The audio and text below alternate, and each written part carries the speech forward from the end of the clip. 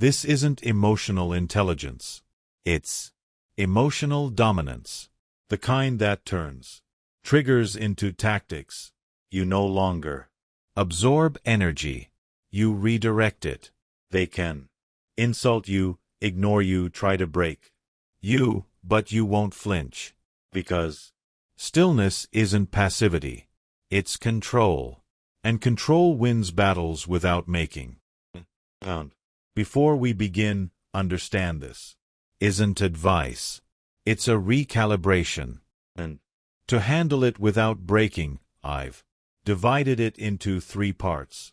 In part 1, we'll break down the core mechanism, how this brain hack turns emotional chaos into calm control. No fluff, just precision. In part 2, we'll look at the danger, the dark edge of this process. What happens when clarity becomes detachment and control becomes coldness. In part 3, we'll master the balance, how to stay strategic without losing your soul, how to lead with silence without becoming hollow. Step in carefully. Starting now. There's a part of your mind that holds every trait you've denied, rejected, or repressed. The jealousy, the rage, the selfishness, the manipulator, the monster. Psychologists call it the shadow. But let me be clear, this isn't some spooky metaphor. It's a real psychological mechanism. And ignoring it doesn't make it disappear. It makes it stronger and sneakier. You were trained to hide these traits, to smile when you wanted to scream, to say, "I'm fine" when you were falling apart, to be agreeable, even when you knew you were right. And every time you did that, you fed the shadow. But here's the twist. The shadow isn't evil. It's just honest. It holds your raw, unfiltered truth, the part of you that refuses to kneel. And when you integrate it, when you stop running from your dark and start owning it, you become whole. You become unshakable. You become dangerous. Here's how the brain hack works. Your subconscious is not some passive background process. It's a living intelligence constantly scanning, filtering, storing, and it's always collecting one thing: rules. Rules about who you're allowed to be. Rules about what parts of you are acceptable. Rules about what traits get loved and what traits get punished. These rules aren't written by you. They're downloaded from childhood, from trauma, from culture, from rejection. And here's the catch. The subconscious doesn't ask if the rule is true. It only asks, does this keep me safe? So if crying got you shamed, you learned to lock your grief away. If anger got you punished, you buried your rage under a fake smile. If confidence got you called arrogant, you dialed yourself down, and slowly, without knowing it, you edited yourself into a fragile version of who you were meant to be. Now, enter shadow integration. Shadow integration is the internal revolution. It doesn't just reprogram your mind. It exposes the script you didn't know you were following and burns. It forces you to confront the 3 uncomfortable truths your mind avoids at all costs. You've been trained to only show the good side, the patient side, the humble side, the selfless, sweet, peaceful side. But here's the truth no one taught you. You're also your darkness. The hunger, the fury, the ego, the pride, the raw, untamed part of you that refuses to kneel for applause. And guess what? That part isn't evil. It's real. Denying your dark doesn't make you righteous. It makes you hollow. Because anything you disown ends up owning you. in the background. But when you integrate it, when you stop pretending to be all light, you become whole. And wholeness, that's where real power begins. Why do certain people make your skin crawl? Why do certain traits in others make you irrationally angry? Simple, because your shadow recognizes itself. You hate the liar because you lie to keep the peace. You hate the narcissist because you weren't allowed to love yourself openly. You hate the arrogant because you've been shrinking your brilliance for years. What triggers you isn't just about them. It's a signal, a mirror, your shadow saying, "Look closer. That's you too." This is the uncomfortable part of integration. It forces you to stop moralizing and start internalizing, because judgment is often just projection. And until you stop disowning what you see in others, you'll never reclaim the full range of who you are. Perfection is fragile. It's about hiding flaws, performing goodness, chasing applause. Wholeness doesn't care who's clapping. It's ugly. It's raw. It's messy. But it's real. And real is powerful. See, when you're obsessed with being perfect, you're constantly amputating parts of yourself. You silence your anger. You edit your truth. You fold to stay likable. But that's not strength. That's submission. The moment you stop cutting off pieces of yourself to fit their expectations, you stop being weak, because now you're not scared of being seen. You've already faced your demons and they work for you now. That's where influence begins. That's where confidence is born. That's when people look at you and feel something they can't explain. They're not admiring your mask. They're sensing your integration. Shadow integration isn't a feel-good exercise. It's psychological combat. You're not healing to feel better. You're integrating to become unstoppable. Forget bubble baths and positive vibes. This process isn't soft. It's bloody. It's brutal. And it will leave you changed forever if you're willing to face the parts of you that make you uncomfortable. This is how you stop being haunted by your darkness and start leading. Let's get surgical. Think of someone you can't stand. Someone who triggers you without even trying.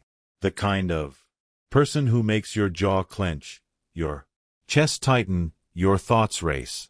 What is it about them? Their arrogance, their manipulation, their cowardice, their selfishness, their emotional coldness. Pause.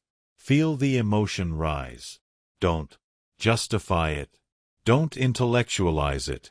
Just observe it. Now ask the forbidden question. Where does that trait live? Inside me? Not on the surface, not in obvious ways, but quietly, subtly, in the shadows. You might not manipulate like they do, but do you twist words when you're afraid to lose someone? You might not be outwardly arrogant, but do you secretly believe you're better than others and hate yourself for it? You might not be visibly cowardly, but how many times have you stayed silent when your soul was screaming to speak? It's not because you're bad, but because you're human. The shadow shows up in projections. What you reject in yourself, you obsess over in others. Until you face that, your triggers will own you. They will keep you fragile, reactive, emotional, and controllable. But once you spot the projection, you've pulled back the curtain and the game begins to change. This is where most people back out, because now it's no longer about them. It's about you. This is where ego dies and power begins. Look into the mirror and name what you see.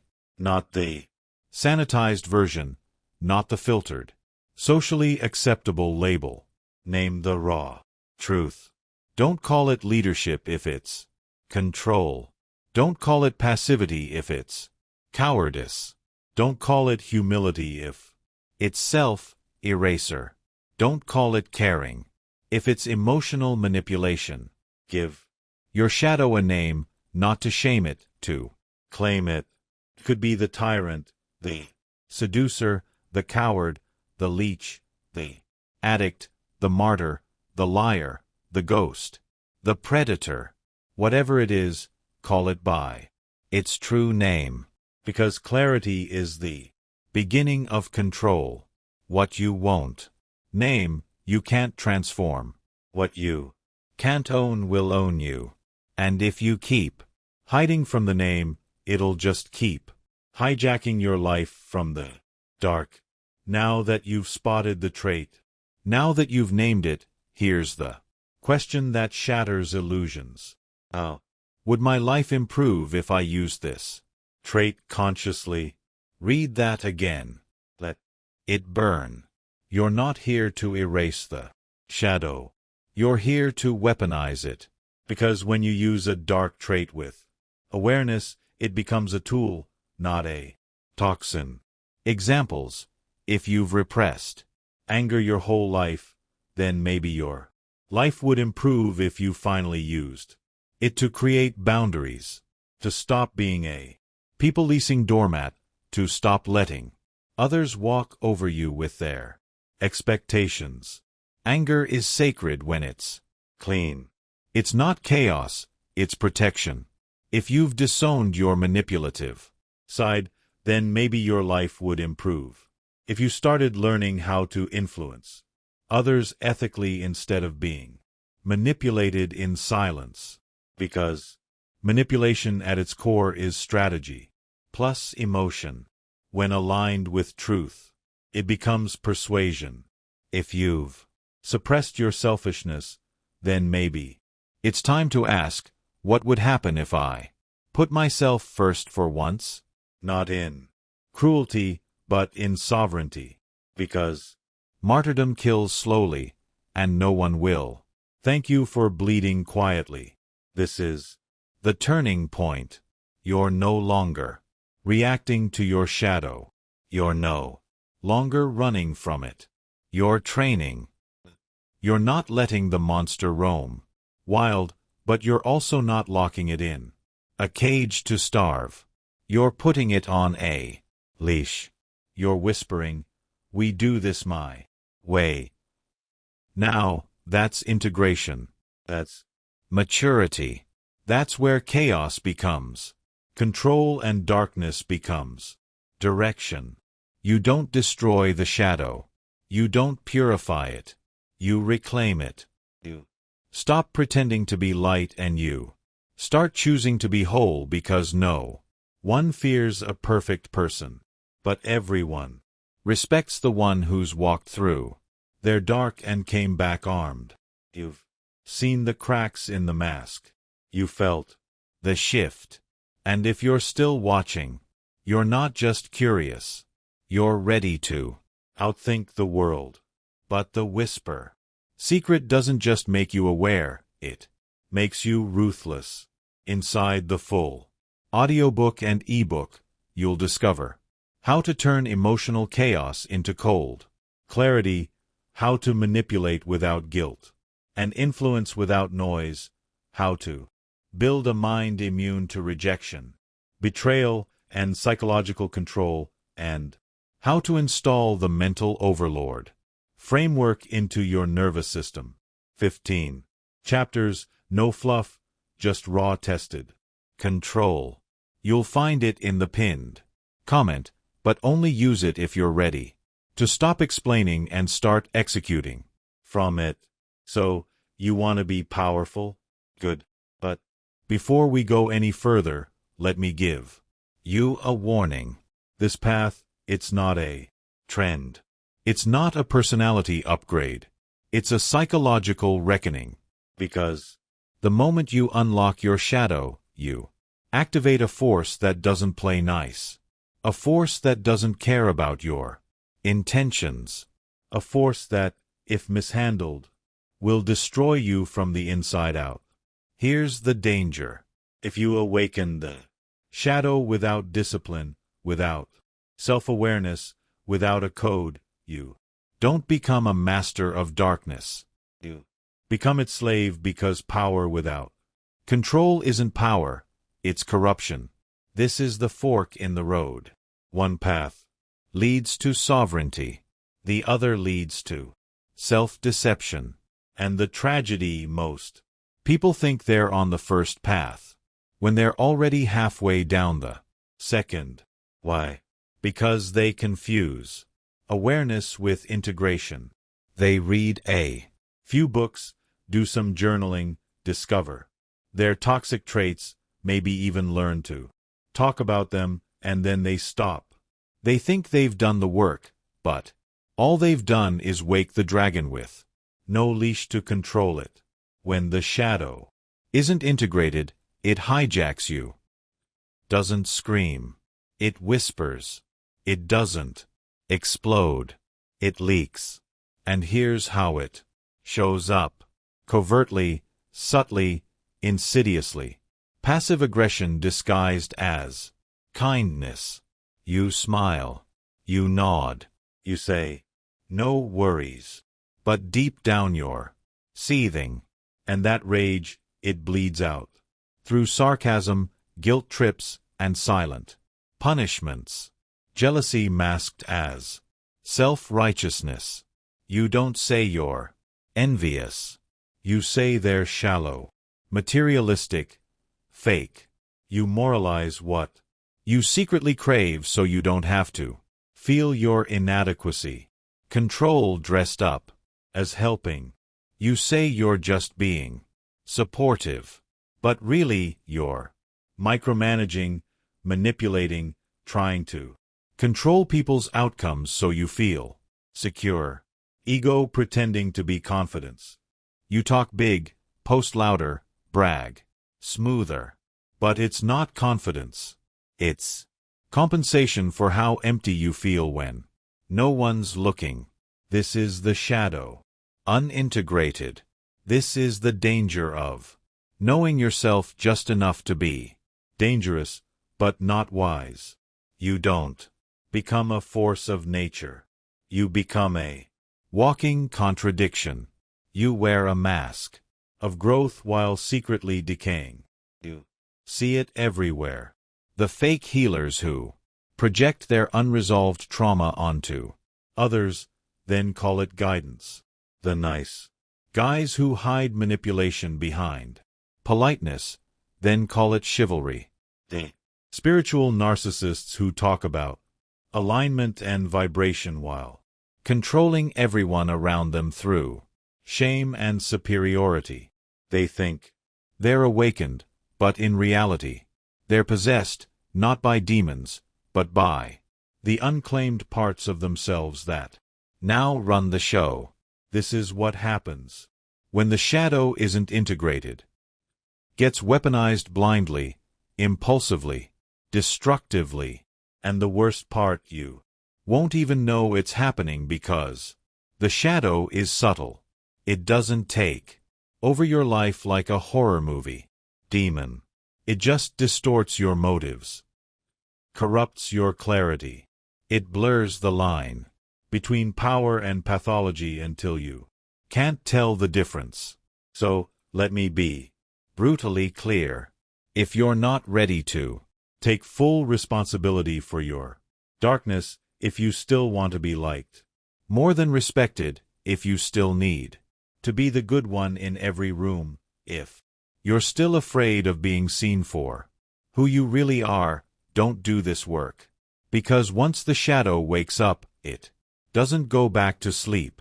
You can't unsee what you've seen. You can't unknow what's been revealed. You can't go back to innocence once the truth has infected your mind. This is not a warning to scare you. This is a warning to prepare you. If you awaken your darkness without owning it, it won't just burn others. It'll burn you. Your relationships will suffer. Your ambitions will rot from within. Your identity will become warped. Your inner world will feel like a lie. You'll say all the right things, but your life won't change. You'll preach awareness, but your actions will of denial. You'll talk about healing, but you'll bleed onto everyone who gets close enough to care. The shadow is not your enemy, but it is untamed fire. Will either become your power or your poison. You decide. Most people think shadow work ends at awareness. They think that once they've spotted their patterns, journaled their childhood trauma, and admitted their toxic traits, the work is done. It's not. That's just the excavation, the demolition, the fire. That burns away illusion. But mastery begins where awareness ends. And to master your shadow, you need to become something few ever do. Two people. Once. The raw, unapologetic, instinctive part of you. It's not polite. It's not politically correct. It wants power. Knows desire. It senses danger. It acts without flinching. The disciplined, strategic, emotionally sovereign self. This part doesn't repress the beast. It commands. It chooses when to let it off the leash and when to say, not yet. That's what shadow integration really is. It's not about being emotionless. It's not about pretending you're a saint. It's about having your inner chaos on a chain, trained, sharpened, and waiting. Here's how to do. Grab a pen. This isn't therapy, it's strategy. Start with a brutal question. Who do I hate? Be honest. What traits disgust you? What behaviors trigger you instantly? Who are the people that for some reason you can't stand? Write them down. Now flip the mirror.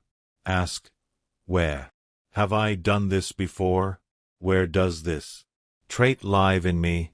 When do I secretly want to act this way but suppress it? The answers will hurt. Good. Now go further. Ask, how could this trait become useful if I used it consciously? Let's say you hate people who manipulate. Okay.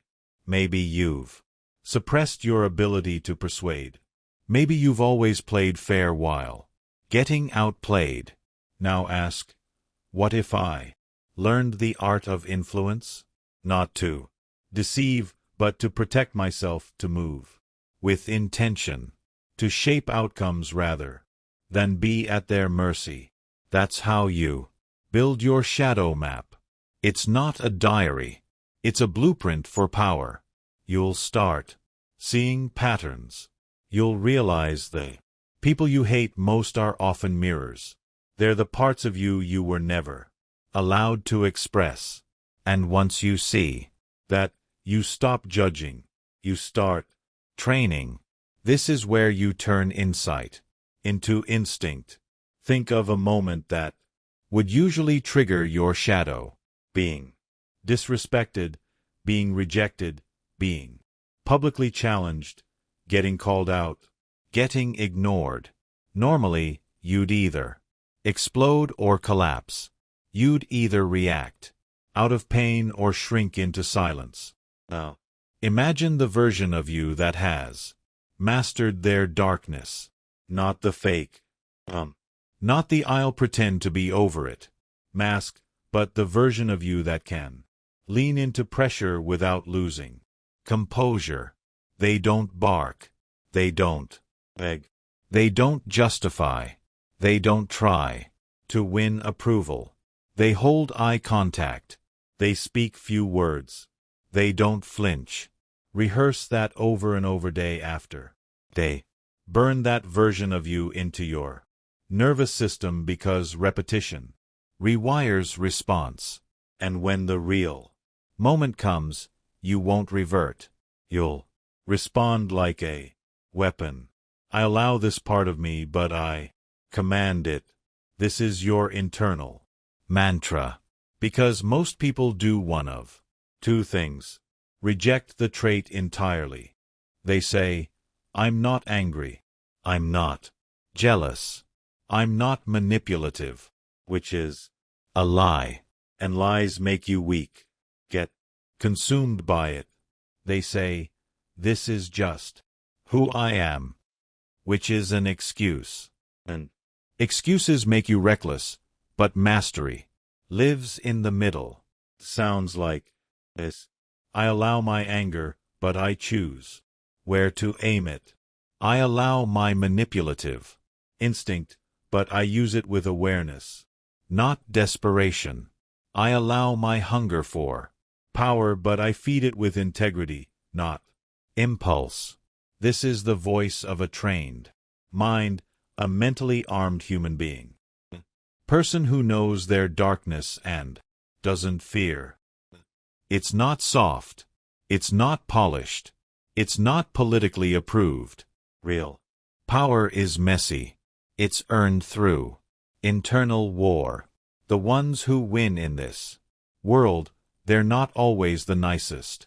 They're not always the most virtuous. They're the ones who've gone into their personal hell and didn't come out apologizing. They're the ones who stopped trying to be good and started being whole, because wholeness can't be manipulated. It can't be guilt. Can't be bought or bent or broken. So, let me ask you, are you still trying to play the role they trained you to play? Or are you finally ready to become who you are without flinching?